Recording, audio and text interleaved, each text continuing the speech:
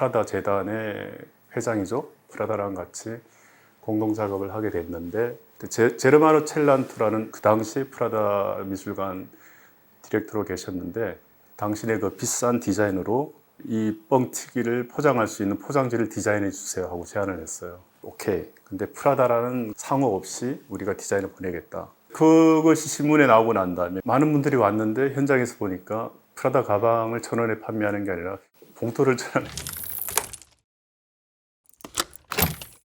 네, 안녕하세요. 저는 사진, 조각, 설치 미술, 컴퓨터 그래픽 등으로 예술을 하는 이경호 작가입니다. 어릴 때부터 그림에 대한 관심이 많았었고, 그래서 초등학교 4학년 때 선생님이 미래 장래 희망에 대해서 써놓으라 그랬어요. 자기 희망, 장래 희망에 대해서. 저는 그때 예술가라고 이렇게 적어서 놔뒀는데, 그때 이후로 제 꿈은 한 번도 바뀌지가 않았어요. 그리고 고등학교 때부터 프랑스 파리를 그렇게 가고 싶었어요. 프랑스에 대한 막연한 동경이 있었고요. 거기서 어학을 하면서 샴페인도 공부도 했고, 디종과 낭시란 대학에 보자료에 합격을 했는데, 그 중에 이제 디종을 선택한 이유가, 디종의 플라스 닥시의 닥시 공원이 백조 2마리가 있었는데 그 모습이 너무 아름다웠어요. 거기서 시험 앞두고 낮잠을 자면서 일로 와야 되겠다. 그래서 디종을 선택하게 됐고, 디종에 가니까 거기가 부르고뉴 지방이에요. 부르고뉴에서 친구 아버지가 비녀불이라고 와인 농장을 하고 계셨는데, 2년 동안 그 포도 따기를 참가했어요. 15일 동안 포도 따기를 하는데, 중간에 새참도 갖고 오는, 새참이 우리나라는 막걸리하고 이러겠지만 거기는 포도주하고 소시송하고 바게트야. 6시에 일어나서 10시에 그 새참을 먹고 저녁 6시까지 포도를 한 줄을 따는데, 그때 그 감성이 되게 좋았어요. 저는 한국에서 미대를 졸업하지 않고 프랑스로 바로 가서 이제 미술 공부를 하였는데요. 거기에서 특정한 과를 정하지 않고 1, 2학년 때 모든 과목을 섭렵해서 사진부터 비디오, 퍼포먼스, 설치, 조각 이런 걸 다 두루두루 다 할 수 있는, 배울 수 있는 계기가 됐어요. 그래서 어릴 때 처음에 시작할 때는 퍼포먼스를 주로 많이 했고요. 여러 가지 매체를 사용한 비디오나 사진 이런 걸 사용했고, 봉다리랑 이제 인연이 됐는데, 선풍기를 한 10몇 대 갖다 놓고 봉다리들이 그 안에서 움직이게만 만들었어요. 얘들이 달에 스칠 때마다 달이 출렁출렁하는 그런 인터랙티브 영상을 만들었는데, 2009년에 또 명상 속에서 묘한 그림을 발견하게 돼요. 그때부터 허무 덩어리였던 그 검정 봉다리가 석유 덩어리로 바뀌게 된 계기가 됐어요. 그때부터 이제 기후위기 관련 작업을 2009년도부터 하게 됐죠. 그리고 2004년도에는 뮤치아 프라다라는 프라다 재단의 회장이죠. 프라다랑 같이 공동 작업을 하게 됐는데, 작업을 성사시키기 위해서 밀라노의 프라다를 만나러 갔습니다. 그때 제르마노 첼란투라는 그 당시 프라다 미술관 디렉터로 계셨는데, 제가 제안을 한 게 2004년 광주 비엔날레 뻥튀기 작업을 출품하려고 했는데, 이것이 가장 우리나라에 싼 음식이다. 길거리 음식입니다. 당신의 그 비싼 디자인으로 이 뻥튀기를 포장할 수 있는 포장지를 디자인해 주세요 하고 제안을 했어요. 오케이. 근데 프라다라는 상호 없이 우리가 디자인을 보내겠다.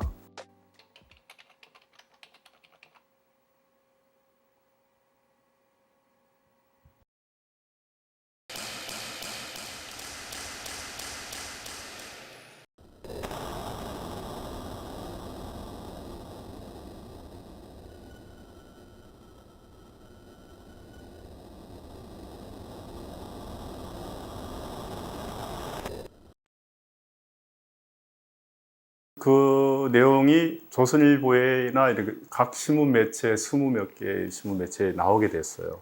그 봉투를 1,000원에 판매해서 봉투에다가 뻥튀기를 가지고 가는, 그래서 작가한테 사인을 받으면 작업이 되고, 그냥 가져가면 그냥 일반 봉투나 일반 뻥튀기가 되는 그런 작업이었어요. 그것이 신문에 나오고 난 다음에 많은 분들이 왔는데, 현장에서 보니까 프라다 가방을 1,000원에 판매하는 게 아니라 봉투를 1,000원에, 그래서 뻥이다 난리가 났었죠.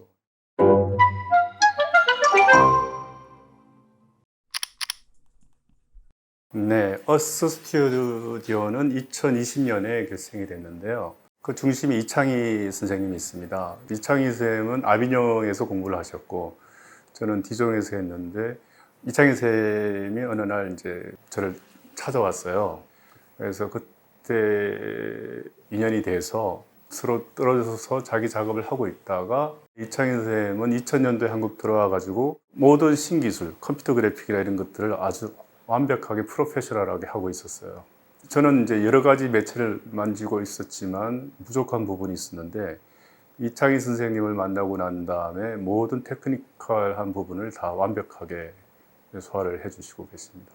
그래서 같이 한 작업은 금강자연미술 비엔날레 12m에 달한 땅속에 박힌 방주 형태의 배를 만들고 그 배 안에는 이창희 선생님과 같이 공동 작업으로 한 데드라인 1.5라는 컴퓨터 그래픽으로 만든 세계 모든 모뉴먼트들이 바닷속으로 가라앉는 그런 장면들을 만들어서 보여줬고요. 다방면의 사람들이 모여가지고 매주 기후위기에 관한 주제를 중점으로 해서 작업을 하게 됐죠.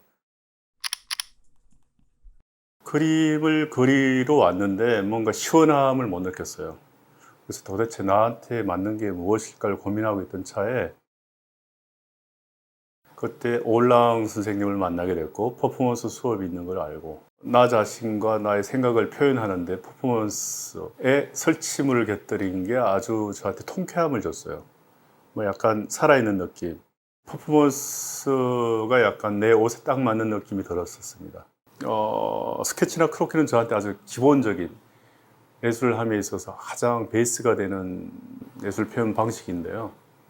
모든 작업이 머리에 떠올랐을 때 우선으로 작업을 하는 게 크로키로 해서 스케치를 마치고 난 다음에 그것을 3D 그래픽을 한번 만들어 보고 그 다음에 실현 가능한 걸 타진하고 난 다음에 실현시키는 그런 과정인데 제가 속한 그룹의 이름이 지구와 사람이라는 곳인데 지금 6번째 대멸종이 오고 있다고 그러는데 지구의 그동안의 빙하기 이전부터 이후까지 겪었던 그 과정들을 아이패드를 통해서 그림을 계속 그리면은 그게 순간순간 기록이 됩니다. 동영상으로. 그리고 마지막 최후 결과물을 이제 프린트화 시켜서 모니터하고 프린트하고 같이 전시를 하게 되는데 딱 한순간이 그림하고 모니터 화면하고 합치게 되는 과정이 있어요. 그게 지구와 사람이고 최후 시리즈는 데드라인 1.5 그 안에 있는 영상 중에 랜드마크적인 각 세계에 있는 자유여신상이라든지 뭐 브라질 칠레 사이에 있는 그 예수상이라든지 그리고 피사의 사탑이라든지 이런 것들이 물에 잠기는 장면을 분할해서 만든 작업입니다. 환경보호, 뭐 지구보호 그런데 지구는 항상 존재해 왔고 인간이 멸종돼도 지구는 남아있을 거예요. 지구는 13,000년 동안 1도 오른 평균 기온이 1도 오른 거를 인간이라는 존재가 200년 동안 1도 오르게 만든 거예요. 그러니까 이거 어마어마한 수치고 그래서 저는 지금 예술가로서 내가 할 수 있는 게 뭔가 하면은 시각적으로 보여주는 이미지를 만드는 거예요. 안 되고 힘들지만은 하나하나 보여주는 거 그게 제가 할 수 있는 역할인 것 같습니다. 산마르코 광장 바로 앞 바다에 예전에 잃어버린 도시 아틀란티스처럼 세계적인 미술관 뉴욕의 모마나 구겐하임, 빌바오나 뽕피두 센터를 해양 안에 바닷속에 만드는 메타버스 전시 기획을 갖고 있습니다. 그건 혼자 할 수 있는 게 아니라 또 다시 기획팀을 꾸려서 그렇게 만들어 나갈 예정입니다. 예술로서 제가 갖고 있는 생각을 표현하는 사람이고요.